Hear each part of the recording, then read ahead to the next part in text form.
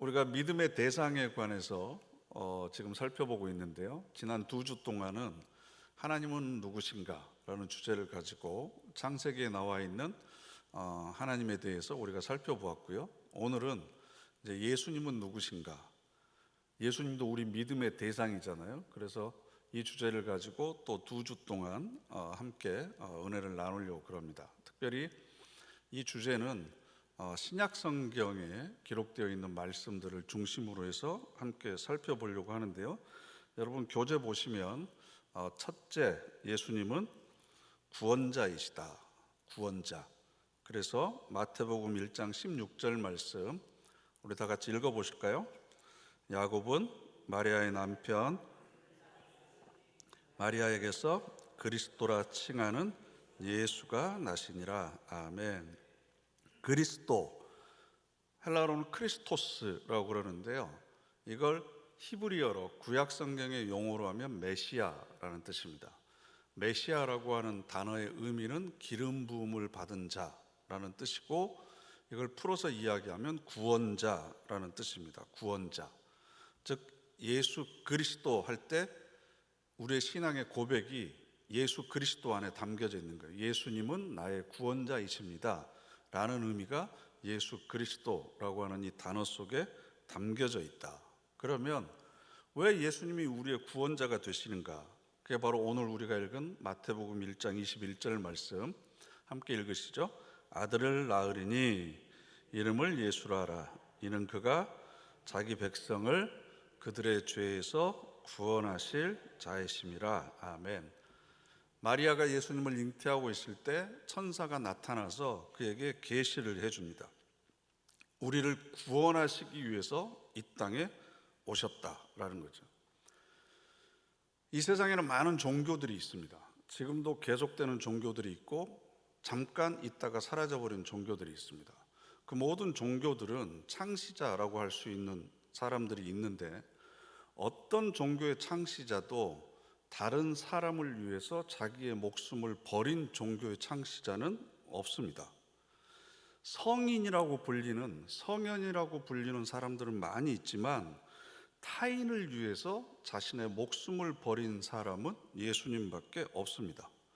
그러니까 어떤 종교의 창시자도 나는 너희들을 위해서 죽기 위해서 왔다, 나는 너희들을 희생하기 위해서 왔다 라고 이야기한 적이 없습니다.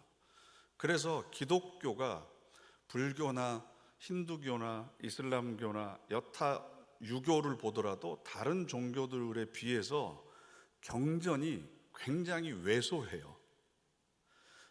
유대교만 하더라도 탈무드의 분량이 15톤 트럭으로 하나를 실을 정도로 그 책의 분량이 너무나 많습니다.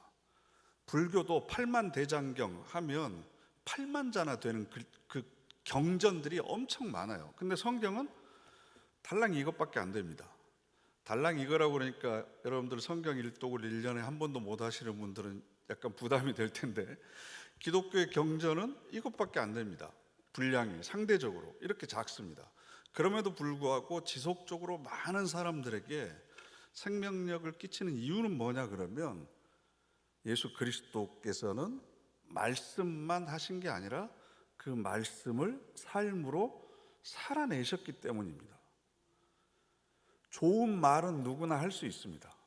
조금만 공부하면, 그리고 조금만 열심히 책을 읽으면 좋은 말은 할 수 있습니다. 그러나 다른 사람을 위한 희생적인 삶을 살 수는 없습니다. 그래서 예수 그리스도께서는 십자가를 통해서 우리를 죄의 굴레에서 끊어버리신 거죠. 이제는 더 이상 우리가 죄와 사망의 종노릇을 하지 않도록 새로운 길을 우리에게 열어주신 겁니다. 어떻게 해요? 자기를 죽이심으로 인해서. 그래서 예수 그리스도만이 우리의 대속제물이 되신다. 그런데 아무나 그럴 수 있는 건 아니잖아요. 부모가 자식을 위해서 목숨을 희생할 수 있습니까? 없습니까? 여러분, 자식이 죽을 병에 걸렸는데 내가 대신해서 죽어서 자식이 생명을 얻는다면 여러분 죽겠습니까? 안 죽겠습니까?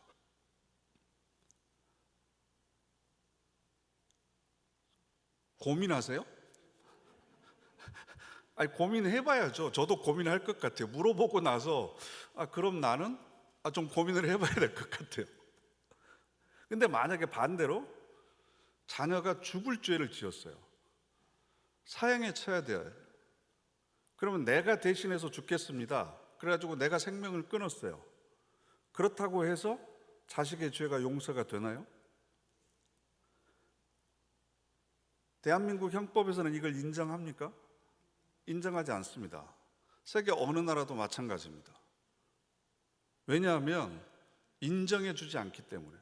인간의 모든 죄를 대속할 수 있는 대속물은 하나님께서 인정해 주신 속죄죄여야만 가능합니다. 그래서 이사야서 53장 6절 말씀을 보면 우리는 다 양 같아서 그릇 행하여 각기 제 길로 갔거늘 여호와께서는 우리 모두의 죄악을 그에게 담당시키셨도다. 이렇게. 우리 모두의 죄악을 누구에게? 그에게 담당시키신 거예요. 누가? 하나님이 대속제물로 인정을 하셨기 때문에 예수 그리스도의 죽음이 우리의 죄를 용서해 줄 수 있는 근거가 되는 거지. 내가 자식을 위해서 대신해서 죽겠습니다, 내가 자원한다고 해서 내 자식이 죽을 죄를 지은 그 죄가 없어지는 건 아니라는 거죠. 그래서 요한복음 1장 29절 말씀 우리 다 같이 함께 읽어보겠습니다. 이튿날 요한이 예수께서 자기에게 보라 이르되 보라 세상 죄를 지고 가는 하나님의 어린 양이로다. 하나님의 어린 양. 왜냐하면 어린 양이 속죄 제물로 썼거든요. 구약에서는 제사를 드릴 때, 속죄 제사를 드릴 때 내가 지은 죄를 내가 책임져야 되잖아요.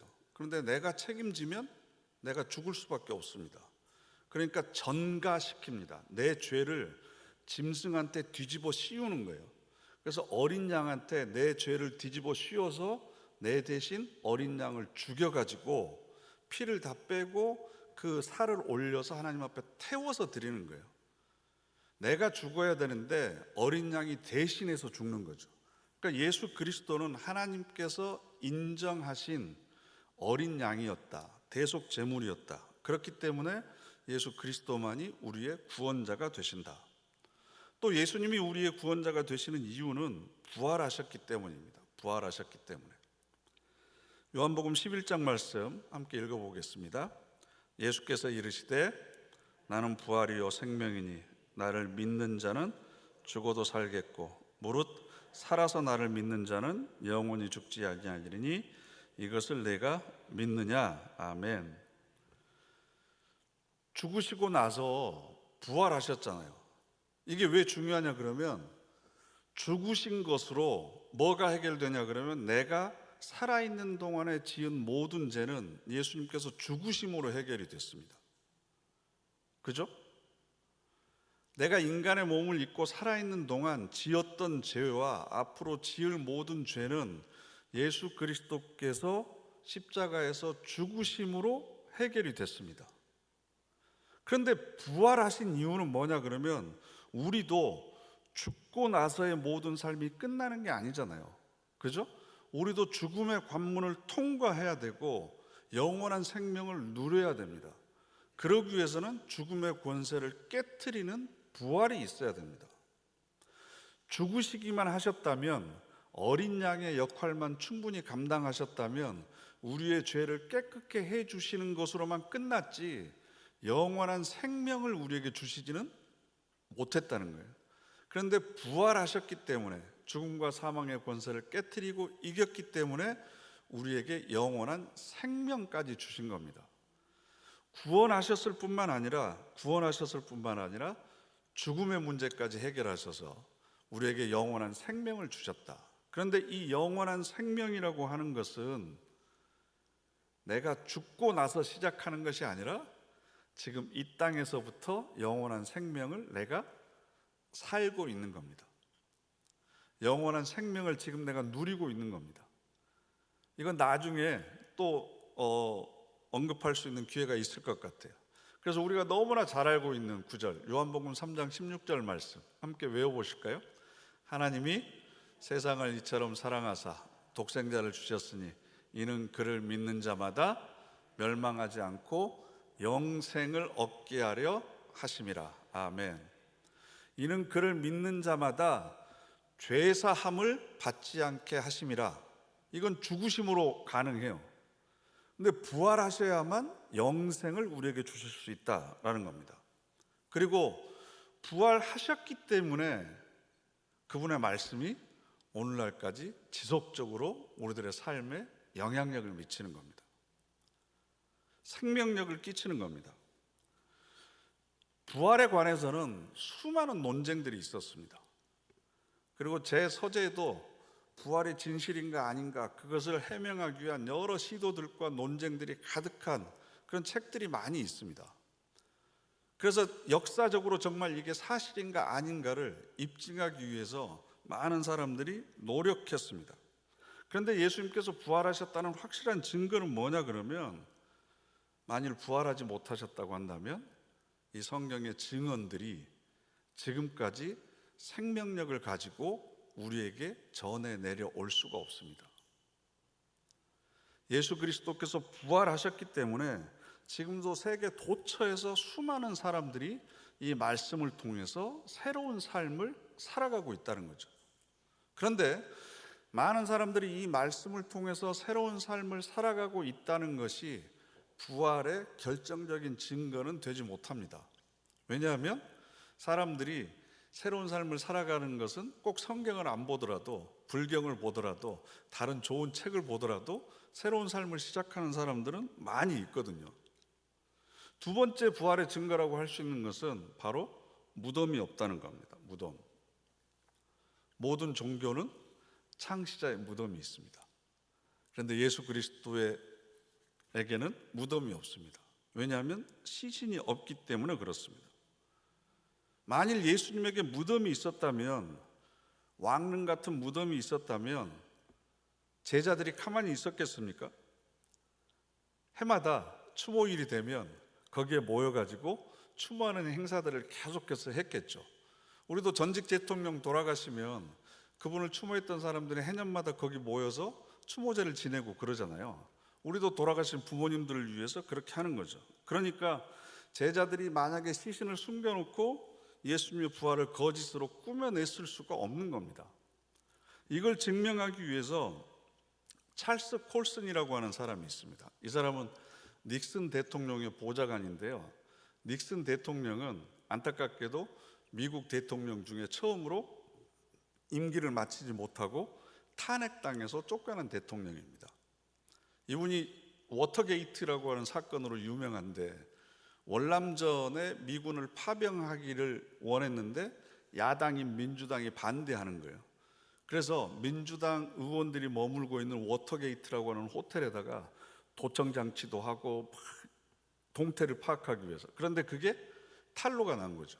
그래서 모든 행정조직을 동원해가지고 언론을 동원해서 그걸 감추려고 했습니다. 그런데 어떻게 됐냐 그러면, 그렇게 뛰어난 엘리트들이 머리를 짜내서 자기들이 하지 않았다고 그렇게 확실한 증거를 들이밀고 조작했음에도 불구하고 결국 드러나고 말았습니다. 그때 그 조작 사건의 한복판에 있었던 사람이 바로 찰스 콜슨입니다. 거짓은 어떤 힘으로도 지켜지지 않습니다. 시간이 문제입니다. 그래서 이런 속담이 있습니다. 거짓의 가장 무서운 적은 시간이다. 시간이 지나면 언젠가는 그 거짓은 밝혀진다. 만일 예수님의 부활이 조작된 것이고 거짓된 것이라고 한다면 2000년이 지나도록 왜 밝혀지지 않았을까? 그렇게 고등교육을 받고 엘리트이고 천재이고 정치에 구단인 사람들이 모여서 온갖 힘을 동원해서 조작하려고 했던 그 사건도 들통나고 말았는데, 가난하고 무식했던 어부 출신들의 제자들이 사람들을 동원해가지고 예수님의 시신을 빼돌리고 부활했던 것처럼 이렇게 만약에 사건을 꾸몄다고 한다면 그게 어떻게 밝혀지지 않을 수 있었겠는가라는 겁니다. 그러니까 역사적으로 이건 사실일 수밖에 없다. 그리고 예수 그리스도의 부활이라고 하는 건 더 결정적으로 이건 증명의 대상이 아니라 믿음의 대상입니다. 지난번에 하나님에 관해서도 말씀을 드렸지만 하나님을 우리가 증명할 수는 없잖아요. 하나님은 우리가 믿음의 대상입니다. 이건 믿음이라고 하는 건 우리가 직접 경험하는 겁니다. 체험하는 겁니다. 그래서 구약 성경을 보면 하나님을 알고 그래서 호세아서 같은 경우에 하나님을 알아라. 하나님을 아는 것이 너희들이 구원을 얻는 길이다. 여기서 알다라고 하는 단어가 야다라고 하는 히브리어인데요. 이 단어는 지식으로 들어서 아는 게 아닙니다. 정보를 아는 것을 이야기하는 게 아니고 야다라고 하는 단어는 남자와 여자가 서로 알아가는 겁니다. 남자가 여자가 서로 알아갈 때 처음에는 정보를 알죠. 그러다가 마음을 서로 주고받습니다. 결혼을 하고 육체적으로도 정신적으로도 영적으로 서로 친밀해져 가는 거예요. 그래서 서로가 서로를 알아가는 거예요. 이 단어가 바로 야다라고 하는 단어거든요. 그러니까 우리가 하나님을 안다라고 하는 건 여기서 성경 공부 시간에 제가 하는 얘기를 듣고 지식으로 아는 것을 이야기하는 게 아닙니다.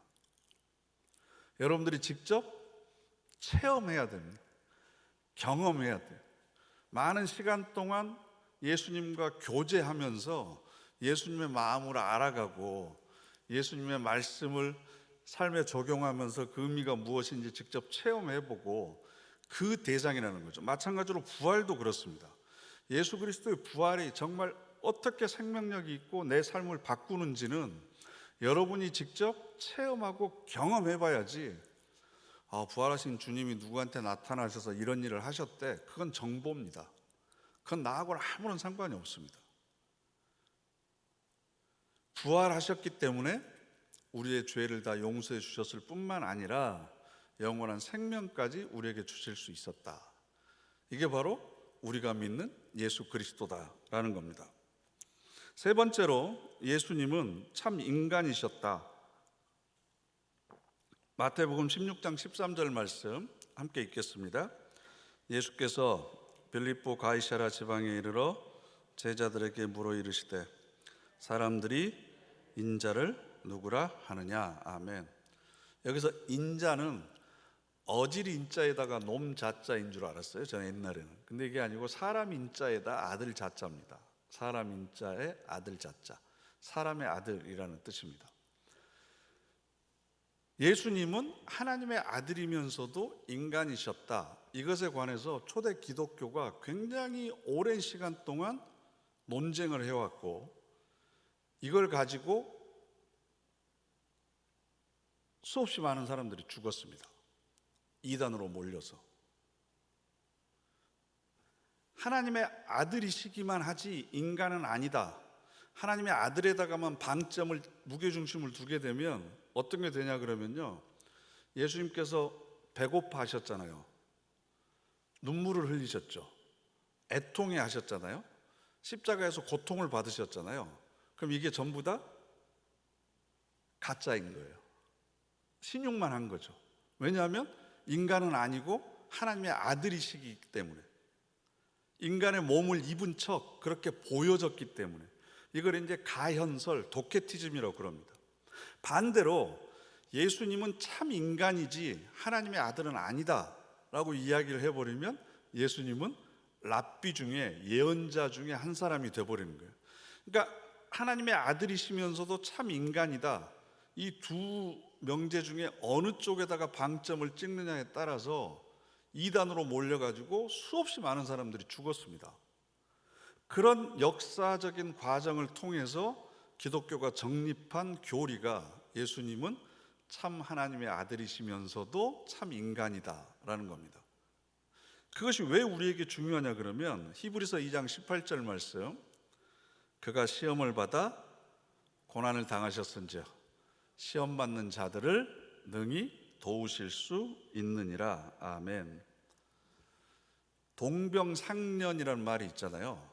같은 병을 겪어봐야 그 사람의 고통을 우리가 알 수 있습니다. 허리가 아파본 사람만이 디스크로 고생하는 사람의 마음을 이해됩니다. 먼저 남편을 떠나보낸 사람만이 그런 사람의 마음이 어느 정도 무너지는지를 이해할 수 있습니다. 만일 예수님께서 하나님의 아들이시기만 하고 인간의 모습만 보여주시고 실제로 아프시지도 않는데, 실제 배고프거나 슬프지도 않는데 그런 모습만 보여줬다고 한다면 우리의 고통을 제대로 이해하실 수 없죠. 그런데 우리의 모든 질고를 먼저 담당하셨다. 인간이 이 육체를 가지고 이 세상을 살아가면서 겪어야 되는 모든 아픔과 고통과 극한의 상황까지 예수님께서는 모든 걸 다 경험해 보셨다는 겁니다. 그렇게 고난을 당하셨기 때문에 이 세상을 살아가면서 넘어지고 고꾸러지고 때로는 실망과 좌절에 빠진 우리들을 도우실 수 있다는 거죠. 도우신다는 게 그런 일을 안 겪게 해준다는 게 아니라, 돕는 것의 가장 첫 번째 방법이 뭐예요? 공감하는 겁니다. 공감하는 거. 시혜적인 차원에서 물질을 주거나 아니면 조건을 바꾸면 그게 도와주는 게 아니고, 먼저 도움이 필요한 사람의 그 마음을 함께 느끼는 것, 이게 바로 도움의 출발이거든요. 이걸 이제 공감적 이해 혹은 공감적 소통이라고 그럽니다. 사실 알아주기만 해도, 내가 왜 이러는지 이해해 주기만 해도 무거운 짐의 절반 이상은 다 풀리지 않나요, 사실? 우리가 수고하고 무거운 짐을 지고 가는데 그 짐 자체가 무거워서 고통스럽기보다는 내가 왜 이 짐을 져야 되는지 이유를 모르기 때문이고, 또 하나는 알아주는 사람이 없기 때문에 힘든 거죠. 이유를 알고 알아주는 사람만 있어도 사실은 그렇게 힘들지 않습니다. 그래서 우리가 가슴을 치면서 기도할 때마다 주님께 하는 얘기가 주님 아시죠? 주님 아시죠라고 이렇게 기도하는 이유가 뭐예요? 세상 사람들 다 몰라줘도 주님만은 내 마음을 아실 겁니다. 왜? 모든 질고를 먼저 겪어보셨으니까. 그러니까 우리가 하나님 앞에 나와서, 주님 앞에 나와서 모든 걸 다 털어놓고 이야기할 수 있는 이유가 인간의 몸을 입고 오셨기 때문에 그렇다라는 겁니다. 뿐만 아니라 누가복음 2장 7절을 보면 예수님께서 태어나실 때 어디에서 태어나셨어요? 외양간 말구유 이렇게 되어 있기 때문에 좀 고상하게 들리지만, 외양간은 소가 있는 곳이잖아요. 말구유는 뭐예요? 밥통이에요, 밥통. 그러니까 말밥통이에요, 말밥통. 그럼 거기서 여러분들이 아무리 찢어지게 가난하더라도 짐승의 밥통에다가 갓난아기를 눕히겠어요? 그러니까 저는 이 부분이 좀, 예수님이 나중에 성장했을 때 아버지인 하나님한테 좀 이렇게 원망하지 않았을까? 왜냐하면 하나님은 여호와 이레의 하나님이라는 말씀 드렸잖아요. 모든 걸 준비하시잖아요. 저도 애들 둘을 낳았는데요, 처음에 아들인지 딸인지 굉장히 궁금했었는데 안 가르쳐 주더라고요. 그래서 찍어서 아들일 거다 그래가지고 푸른색으로 모든 걸 준비하죠. 그 베네 쪼고리부터 해가지고 이불부터 옷 이런 것들을 다 준비하잖아요. 그때 뭐 저희들이 형편이 좋은 것은 아니었는데, 아무리 형편이 어렵더라도 태어날 아이를 위해서는 하나씩 하나씩 다 준비하죠. 욕조도 준비하고 뭐 이것도 기저귀도 미리. 그래서 저희 어머니 같은 경우는 면으로 기저귀를 또 만들어서 또 준비를 다 해주신단 말이에요. 생명이 태어나기 전에. 하나님도 보세요. 천지를 창조하실 때 인간을 며칠째 만드셨죠? 6째 날 만드셨어요. 그럼 첫째 날부터 5째까지는 뭘 하셨어요? 빛과 어둠을 나누시고 궁창을 그 하늘 위에 있는 궁창과 아래에 있는 궁창과 땅과 육지와 해와 달과 별들, 그리고 공중의 짐승과 물속의 바닷속의 생물들과 육지에 사는, 그리고 나무를 만들어 다 열매 맺는 나무들을 다 만드시고 나서 그 다음에 하나님의 형상을 따라 남자와 여자를 만들었다고요. 그러니까 인간이 살아갈 수 있는 모든 조건들을 다 완벽하게 구비해 놓으신 다음에 그 다음에 사람을 만드신 거예요.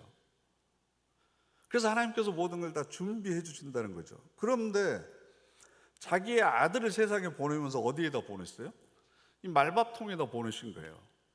그러니까 그 이유가 뭘까? 그 이유가 가장 낮고 비천한 곳에서 태어남으로 인해서 인간의 가장 밑바닥이 어디인지를 경험하게 하는 거죠. 왜? 우리를 이해할 수 있도록, 우리와 같이 그렇게 낮은 자리에 있을 수 있도록 겪어봐야만 이해할 수 있으니까. 그러니까 여러분들이 누군가 내 속마음을 알아주지 않는다고 하더라도, 내가 다른 사람과 비교해서 비참한 처지에 있다고 하더라도, 한없이 낮아져 있다고 하더라도, 그래서 누구도 나를 쳐다보지도 않고 알아봐주지도 않는다고 하더라도 절대 실망할 이유가 없는 건 우리를 이해해주고 우리보다 먼저 이것을 겪으신 분이 계시는 거죠. 그리고 그런 나를 위해서 자신을 죽이기까지 희생하시고 부활하셔서 죄를 없애주셨을 뿐만 아니라 영원한 생명까지 우리에게 약속해 주신 분이 바로 예수 그리스도이시다. 이게 우리의 신앙의 고백인 거죠. 그리고 네 번째로 예수님은 참 하나님이시다. 바로 앞에는 참 인간이시다. 네 번째는 참 하나님이시다. 누가복음 1장 35절 말씀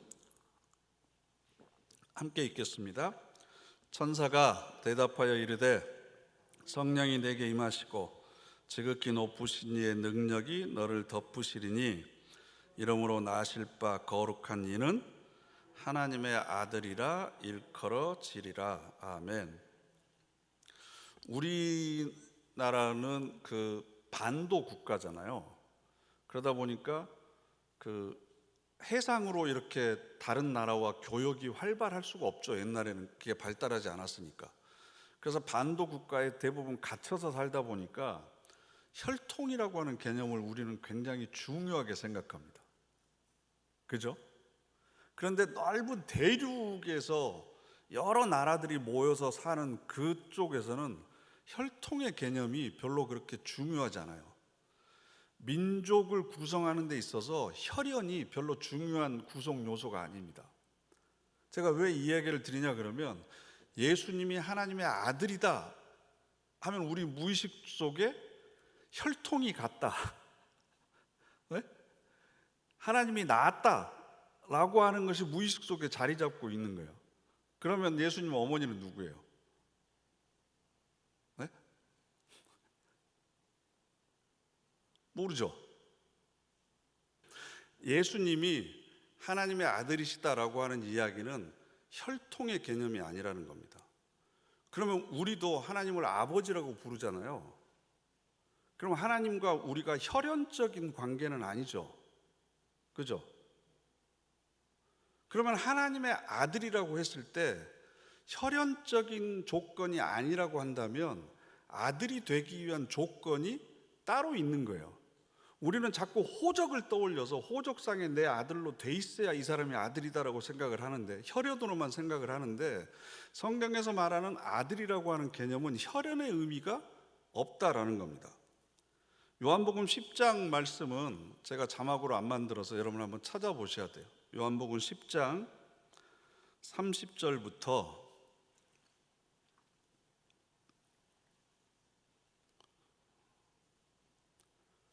요한복음 10장 30절부터 39절까지 함께 읽겠습니다. 아와 아버지는 하나이니라 하신대 유대인들이 다시 돌을 들어 치려 하거늘 예수께서 대답하시되 내가 아버지로 말미암아 여러 가지 선한 일로 너희에게 보였거늘 그 중에 어떤 일로 나를 돌로 치려 하느냐. 유대인들이 대답하되 선한 일로 말미암아 우리가 너를 돌로 치려는 것이 아니라 신성 모독으로 인함이니 내가 사람이 되어 자칭 하나님이라 함이로라. 예수께서 이르시되 너희 율법에 기록된 바 내가 너희를 신이라 하였노라 하지 아니하였느냐. 성경은 피하지 못하나니 하나님의 말씀을 받은 사람들을 신이라 하셨거든. 하물며 아버지께서 거룩하게 하사 세상에 보내신 자가 나는 하나님의 아들이라 하는 것으로 너희가 어찌 신성모독이라 하느냐. 만일 내가 내 아버지의 일을 행하지 아니하거든 나를 믿지 말려니와 내가 행하거든 나를 믿지 아니할지라도 그 일은 믿으라. 그러면 너희가 아버지께서 내 안에 계시고 내가 아버지 안에 있음을 깨달아 알리라 하시니 그들이 다시 예수를 잡고자 하였으나 그 손에서 벗어나 나가시니라. 아멘. 유대인들이 돌로 예수님을 죽이려고 해요.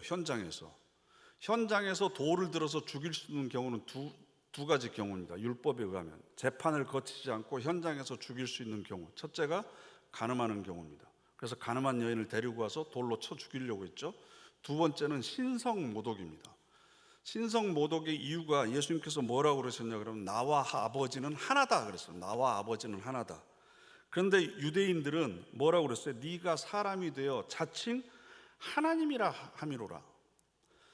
나와 아버지는 하나다, 하나님이 아버지다 라고 하는 이야기는 나도 하나님이다 라는 거잖아요.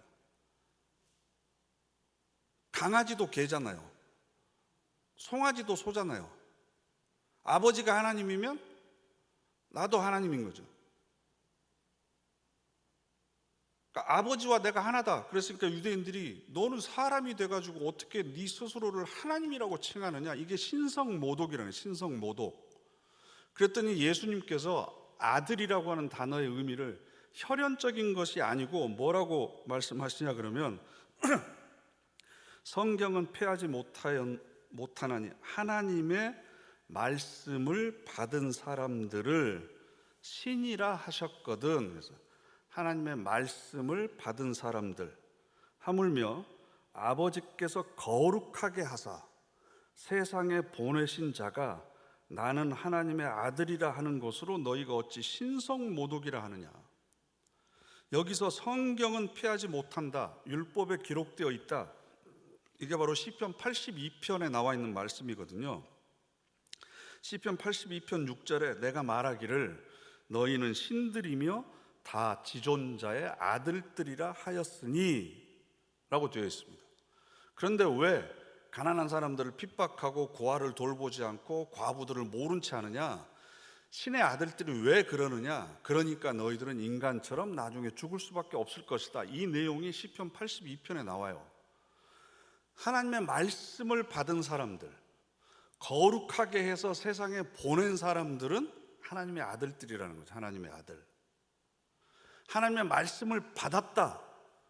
이걸 다른 말로 예수님께서는 풀어서 뭐라고 얘기하시냐 그러면 아버지께서 내 안에 계시고 내가 아버지 안에 계신 거죠.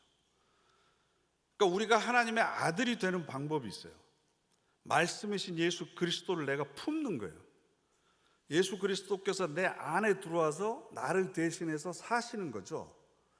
그래서 내가 생각하는 것, 내가 판단하는 것, 내가 느끼는 모든 것이 내 육체적인 정욕이나 욕망의 결과가 아니라 내 안에 계신 그리스도께서 나를 통해서 드러내시는 거예요.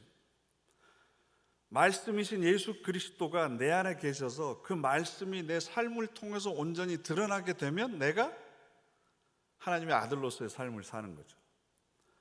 거룩하게 우리를 만드셔서 이 땅에 하나님께서 생명을 주셔서 보내주셨어요. 그러니까 우리 모두는 다 하나님의 아들들이에요. 여러분들은 하나님의 딸들이에요. 그러면 아버지가 하나님이면 아들과 딸도 하나님인 거죠. 이건 혈연적으로 그냥 자동이 뭐 세례 받으면 자동적으로 되거나 성만찬 참여하면 자동적으로 되는 그런 의미가 아니라 말씀이 내 안에 계셔서 그 말씀이 나를 통해서 드러나고 그 말씀이 살아나면 그게 바로 하나님의 자녀, 하나님의 아들로서의 삶을 우리가 산다는 거죠.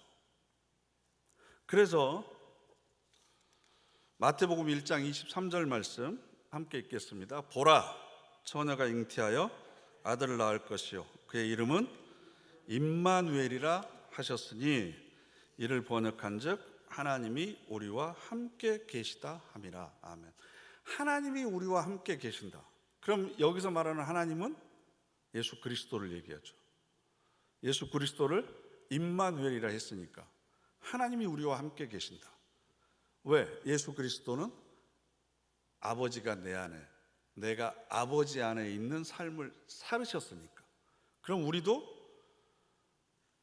아버지가 내 안에, 내가 아버지 안에. 그래서 예수님께서 요한복음에서 그런 말씀하시잖아요. 아버지가 내 안에, 내가 아버지 안에 있는 것처럼 저들도 내 안에 있는 줄 알게 되기를 원합니다. 내 삶을 사는 것이 아니라 말씀이신 예수 그리스도가 나를 통해서 드러날 때, 예수 그리스도의 모습이 나를 통해서 보여질 때, 그때가 바로 우리가 나도 하나님의 아들과 딸이 되는 거죠. 그래서 하나님이시기 때문에 우리를 도우실 수 있는 거예요. 단지 인간이라고 한다면, 인간만 되셨다고 한다면 우리의 모든 질고를 진히 겪으셨으니까 우리를 공감하실 수는 있죠. 맞아, 그때는 그렇게 힘들어, 아파, 나도 그거 충분히 겪어봤어, 위로는 해줄 수 있지만 거기서 우리를 건져낼 수는 없잖아요. 왜냐하면 똑같은 인간이니까, 능력이 우리와 똑같은 수준밖에 안 되니까. 그런데 참 인간이셔서 우리의 모든 아픔을 공감하시면서도 참 하나님이시기 때문에 그 능력으로 우리를 구원해 내실 수 있는 거죠. 그래서 예수 그리스도는 참 인간이시면서 참 하나님이시다. 히브리서 4장 14절부터 15절 말씀 함께 읽어보실까요? 그러므로 우리에게 큰 대제사장이 계시니 승천하신 이 곧 하나님의 아들 예수시라. 우리가 믿는 도리를 굳게 잡을지어다. 우리에게 있는 대제사장은 우리의 연약함을 동정하지 못하실 리가 아니요 모든 일에 우리와 똑같이 시험을 받으신 이로되 죄는 없으시니라. 아멘. 우리의 연약함을 동정하실 뿐만 아니라 하나님의 아들이시다. 하나님의 아들이시다. 그래서 우리를 충분히 이해하고 위로해 주실 뿐만 아니라 우리를 그곳에서 건져내시고 이겨나갈 수 있는 힘을 주시는 분이 바로 예수님이시다. 그래서 수고하고 무거운 짐진 자들아 다 내게로 오라. 내가 너희를 쉬게 하리라 라고 말씀하실 수 있는 자격이 있는 거죠. 그러니까 우리 신앙인들의 가장 기본적인 태도는 나는 연약합니다. 나는 한계가 있습니다. 내 힘으로는 내 삶을 책임질 수 없습니다. 하나님의 도우심이 필요합니다. 라는 것을 기본적으로 인정하는 사람만이 하나님을 의지할 수 있죠. 나는 그렇게 연약한 존재입니다를 시인한 사람들이 모여 있는 곳이 교회예요. 그죠? 그런데 하는 걸 보면 전혀 연약하지 않은 것 같아. 세상 모든 걸 다 알고 있는 것 같아. 내 뜻대로 아니면 다 틀린 것 같아. 나는 알지도 못하고 이유도 모르고 알더라도 해결해 나갈 수 없고 나는 연약해서 언젠가는 죽을 수밖에 없고 흙으로 만들어져서 부서지기 쉬운 존재고 이걸 우리가 인정하기 때문에 하나님을 아버지로 부르는 거잖아요. 근데 전혀 그런 사람들 같지가 않아요. 창세기 4장 말씀, 창세기 4장 26절 말씀인데요. 함께 읽어보실까요? 셋도 아들을 낳고 그의 이름을 에노스라 하였으며 그때 사람들이 비로소 여호와의 이름을 불렀더라. 아멘. 아담이 아들을 낳았는데 첫째 아들의 이름이 뭐였죠? 자신 있게 얘기하세요. 뭐 틀려봤자 창피하기밖에 더 합니까? 뭐 첫째 아들의 이름이 가인이었잖아요. 둘째 아들의 이름은 아벨이었죠. 이 둘 사이에 있었던 사건을 알죠. 아벨이 죽었어요. 그러고 나서 셋째 아들을 낳았는데 셋째 아들이 셋이었어요. 그 셋이라는 셋째 아들이 아들을 낳았어요. 그 이름을 뭐라고요? 에노스인데 이 에노스라고는 이름의 뜻이 뭐냐 그러면 죽을 수밖에 없는 존재라는 뜻을 가지고 있습니다. 인간이 죽을 수밖에 없는 존재구나, 한계가 있구나, 내가 이렇게 부족하고 모자라고 연약하고 깨어지기 쉽구나. 이걸 깨닫기 시작하니까 그때 비로소 뭘 했어요? 여호와의 이름을 불렀더라. 하나님을 찾기 시작했다는 겁니다. 하나님을 찾기 시작했다. 그러니까 우리 모두는 내가 부족합니다. 모자랍니다. 연약합니다. 나는 완벽하거나 완전할 수 없습니다. 라는 것을 인정한 사람들이에요. 인정한 사람들. 하나님이 없이는 내가 완전해질 수 없는 존재입니다. 그러면 그런 삶의 태도를 우리가 보여야죠. 그죠? 남을 판단하거나 정죄하거나 가르치려고 하거나 아니면 자기가 옳다고 주장하거나 고집부리거나 이 모든 것들이 자기가 완벽하다는 걸 전제하니까 그런 얘기들을 하는 거잖아요. 우리는 부족합니다. 나는 부족한 존재입니다. 심지어는 나는 먼지와 같은 티끌과 같은 존재입니다. 나는 벌레만도 못한 존재입니다. 이게 사실은 우리 신앙의 출발점 아닙니까? 그걸 우리가 잊어버리지 말아야 된다는 거죠. 그래서 오늘 말씀을 통해서 예수님에 대해서 살펴보았는데 첫 번째로 예수님은 구원자이시다. 구원자이시다. 예수님만이 우리의 구원자가 되시고 예수님은 부활하셨다.